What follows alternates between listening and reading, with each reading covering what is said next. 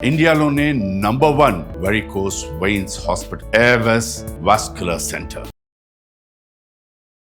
నమస్తే రమగారు. నమస్తే జయ.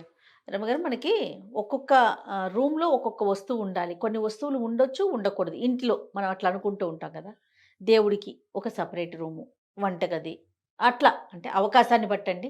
అందరికి అవకాశాలు ఉండకపోవచ్చు. ఉన్నదాన్ని బట్టి ఈ రూమ్లో ఈ వస్తువుని పెట్టుకోవాలి, ఈ రూమ్లో ఈ వస్తువుని పెట్టుకోకూడదు, ముఖద్వారానికి ఇవి ఉండాలి, ఇట్లా మాట్లాడుకుంటాం. బెడ్రూమ్స్లో ఏమన్నా ఉంచుకోకూడని వస్తువులు, ఈ వస్తువులు మనం బెడ్రూమ్లో ఉంచుకోకూడదు అనేవి ఏమన్నా ఉంటాయా? పూర్వం మనకి పడక గదులు ప్రత్యేకంగా ఉన్నట్టు కనపడలేదు జయ. ఓకే. రాజుగారుల అంతఃపురాల వ్యవహారం వేరు. ఆ, మనకి రాచరికాలు పోయే చాన్నాళ్ళు అయిపోయి. రాజులు ఎంతమంది ఉంటారు? ఓ ఊరికి ఒకళ్ళు లేదా ఇద్దరు, అంతే కదా. రాజ కుటుంబాలు ఎన్ని ఉంటాయి? రాజుగారి ఫ్యామిలీ తక్కువ ఉంటుంది. అవును. సామాన్య జనం మనలాంటి వాళ్ళు, middle class, lower middle class, upper higher middle, ఇవే ఉంటాయి ఎక్కువగా. రాజుది చిన్న సమూహంగా వాళ్ళ ఇళ్లలో ఏం చేసేవాళ్ళో మనకు తెలీదు. ఇప్పుడు మనకి తెలిసింది ఓ 100-150 ఏళ్ల నుంచి సెపరేట్ బెడ్రూములు ఉండటము, అది మన చిన్నప్పుడే మనకు తెలియదు కదా, చాలా తక్కువ. ఈ బెడ్రూముల్లో రకరకాల చిత్తరువులు ఉంచుకోవటాలు, శృంగార శిల్పాలు ఉంచుకోవటాలు, అలాంటివి ఏమైనా పిక్చర్స్ ఉంచుకోవటాలు, అవన్నీ కూడా వేరే రకపు పనులు, అంటే ఆకర్షించే వ్యవహారంగా ఉండే చోట పెట్టుకునేవాళ్ళు. కానీ సామాన్యుల సంసారాల ఇళ్లల్లో అవి ఉండేవి కాదు. ఎలా కుదురుతుంది? అసలు కుదరదు. ఎందుకంటే పిల్ల జల్లా ఉంటారు, పెద్దవాళ్ళు ఉంటారు, గురువులని, వాళ్ళని వీళ్ళని, సాధు సంతులని, అతిథి అభ్యాగతులని జనం వస్తారు ఈ ఇళ్ళకి. ప్రత్యేకంగా గదులు మెయింటైన్ చేసే విధానం అసలు ఉండేది కాదు. ఇప్పుడు మనకు వచ్చింది. ఎంత చిన్న ఇదైనా ఒక single bedroom, double bedroom, triple bedroom, ఒక ఓన్లీ సింగిల్ బెడ్రూమ్, మీరు అన్నట్టుగా ఒకటే బెడ్రూమ్ అంతే. అట్లా కూడా వచ్చేసింది కదా. వచ్చింది 3 గదులు, ఒక హాలు, బెడ్రూము, కిచెను అందరికీ సామాన్యంగా కనపడుతుంది. ఒక రూమ్లోనే లేదా 2 గదుల్లోనే ఉండే వాళ్ళు కూడా ఉన్నారు. ఆ ఒక రూమ్లో అంటే ఓ మంచం అందులోనే ఉంచుకుంటాం. ఇది వరకు మంచాల సంస్కృతి కూడా లేదు.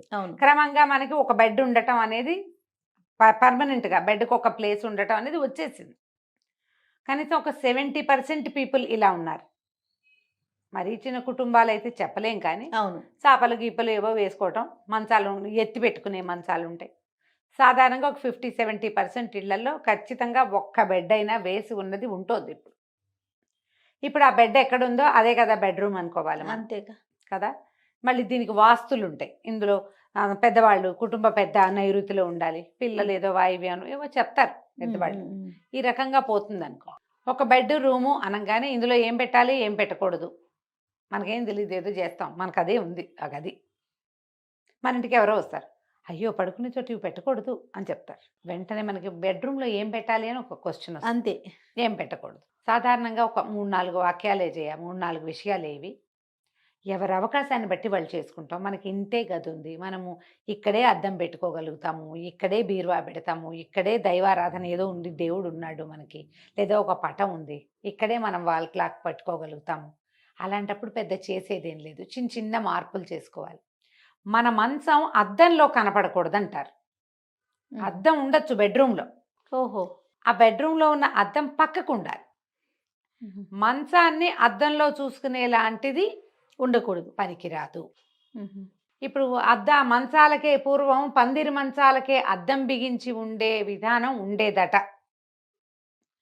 ఇవి సంసార్ల ఇళ్లలో ఉండేవి కాదన్న మాట కూడా ఒకటి ఉండేది. ఇష్టమని చేయించుకునేవాళ్ళు. ఒక్కొక్కళ్ళు ఏంటంటే షాకీన్గా ఉంటారు కదా, అది చెప్పలేం. కానీ మనకి పెద్దవాళ్ళు చెప్పేది అద్దంలో మంచం కనపడకూడదు, ఒక బేసిక్ రూల్ అది. ఓకే. ఒకటి. రెండోది వాల్ క్లాక్, గడియారం, సమయం సూచించేది. మంచానికి ఎదురుగుండా మంచం మీద పడుకున్నవాడు కళ్ళు తెరిస్తే గడియారం కనపడేలాగా వద్దు. వాడు గడియారం కోసం ఇంకో పక్కకి చూడాలి, ఎదురుగా కనపడకూడదని చెప్తారు. అసలు వాల్ క్లాక్ బెడ్రూమ్లోనే పెట్టుకోవద్దంటారు చాలామంది. చాలా వాస్తు పుస్తకాల్లో కనపడుతుంది గడియారం పెట్టుకోవద్దు అని. మనకి అలారం పెట్టుకోవాలి కదా, పొద్దున్నే టైం తెలియాలి కదా. ఈ ప్రశ్నలన్నీ ఉంటాయి కదా, మనకి ఉంటాయి ప్రశ్నలు. దానికి సూక్ష్మంలో మోక్షం ఏంటంటే నిద్ర లేవగానే కళ్ళు తెరవగానే నువ్వు అది కనిపించకూడదు, సమయం లెక్కింపబడుతుంది, అందుకని వద్దంటారు. ఇది రెండోది. తర్వాత ఇంకా మూడోది దేవతా ప్రతిమలు, దేవుళ్ళ ఫోటోలు. ఇవి కూడా బెడ్రూమ్లో, అంటే ఇప్పుడు పిల్లల బెడ్రూమ్లో కాదని అంటలేదు, సంసారాల బెడ్రూమ్లో అంటే కాస్త చిన్న వయసు వాళ్ళు భార్యాభర్త పడుకునే గదుల్లో ఈ దేవుళ్ళవి, జేజీ అమ్మవారు, వెంకటేశ్వర స్వామి ఇలాంటివి పెట్టుకోకూడదు. మరి పొద్దునే లేచి దేవుణ్ణి చూసుకోవద్దా అండి? ఇదో ప్రశ్న వస్తుంది అవును. కదా. మనకు పూర్వం ఒక విధానం ఉందా? మన పూర్వపు ఇళ్లల్లో బెడ్రూమ్లు ఉండేవి కాదు, పటాలు లేవు. అప్పుడు వాళ్ళు ఏం చేసేవారు? మన తాత నాయనమ్మ ఏం చేశారు? అమ్మమ్మ నాన్నమ్మ ఏం చేస్తుంటారు? కరాగ్రే వసతే లక్ష్మి, కరమధ్యే సరస్వతి, కరమూలేతు గోవింద, ప్రభాతే కరదర్శనం. పొద్దున్నే చేతులు చూసుకోండి, ఈ చేతులే మన భగవంతుడు. ఓకే. అంటే శ్రీరామ్ రాసుకుని దీన్ని కళ్ళకద్దుకుంటాం. ఇవి నేర్పించేవాళ్ళు కదా. అప్పుడు పటాలు లేనప్పుడు, ఇప్పుడు వచ్చాయి కదా ఫోటోలు. అవును అవును. మన అమ్మమ్మ నాడు ఇన్ని పటాలేవి, ఇన్ని ఫోటోలేవి ఏం లేవు. హాల్లో పెట్టుకోండి దేవుణ్ణి. గదిలో నుంచి బయటకు వచ్చాక దండం పెట్టుకోవచ్చు. మొహం కడుక్కున్నాక పాచమొహంతో దండం పెట్టకుండా బ్రష్ చేసుకుని, లేదా బాత్రూముల్లో అవకాశం ఉంటుంది కదా, బయటకు వచ్చావు మంచం మీయించే కాకుండా బయటికి వచ్చాక దండం పెట్టుకోవచ్చు. ఈ చేతులు 2 చేతులు రసుకు రుద్దుకుని కళ్ళకి చూపించుకుని ఇలా కళ్ళు చూసుకోవచ్చు, మనం చేతులు చూసుకోవచ్చు.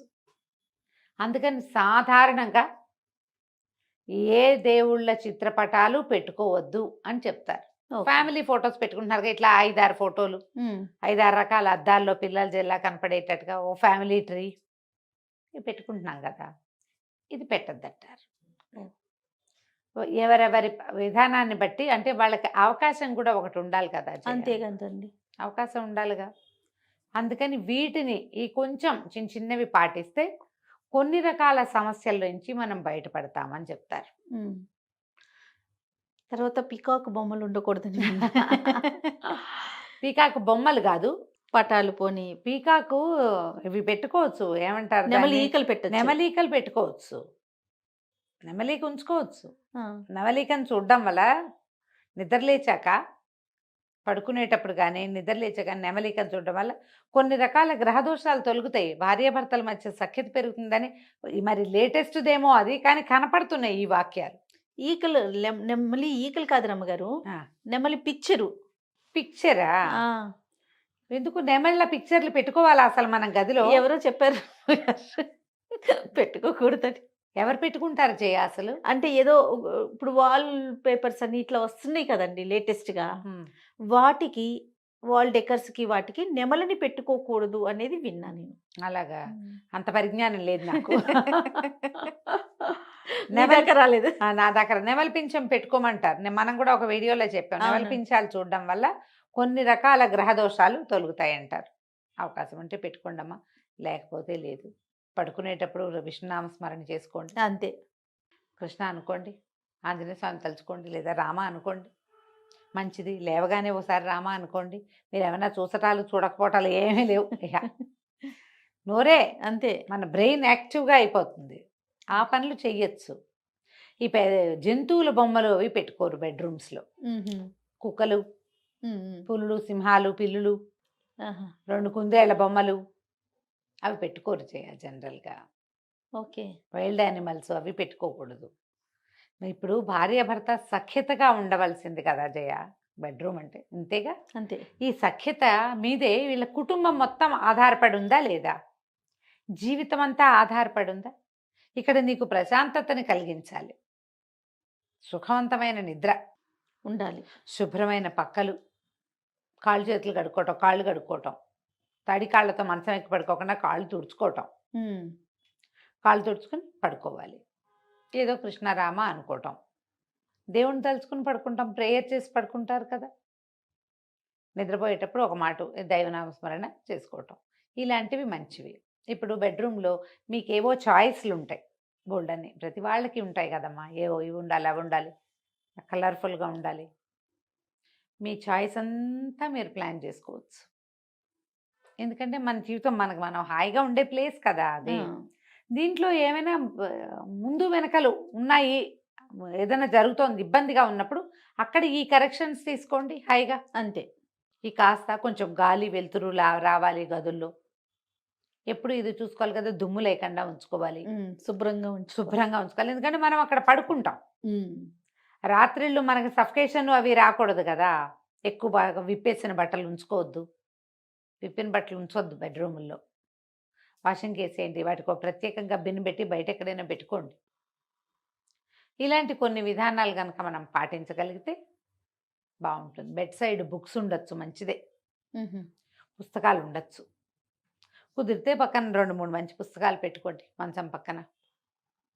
ఇప్పుడు మంచం వెనకాల వచ్చిన ర్యాక్ లాగా వచ్చి పుస్తకాలు అందులో సర్దే మోడల్స్ కనపడుతున్నాయి. అవును, పెట్టుకోవచ్చు. ఆ ర్యాక్ అంతా శుభ్రంగా దుమ్ము లేకుండా ఉంచుకొని, డస్ట్ మైట్స్ లేకుండా ఉంచుకుంటే బాగుంటుంది. అవును. ఏదో ఒక విధానం అమ్మా, ఏదైనా మనం ప్రశాంతంగా ఉండడానికి ఏదో ఒక రకం పద్ధతిని పాటించుకోవాలి. అంతే. కొన్ని వద్దు అని చెప్పినవి మానేస్తే సరిపోతుంది. మనకు అవసరం కొంచెం అందుబాటులో, మరీ లేవగానే చూసేలా కాకుండా పక్కన పెట్టుకోండి, అంతే. సరిపోతుంది. నమస్తే రమ్య గారు. నమస్తే జయ.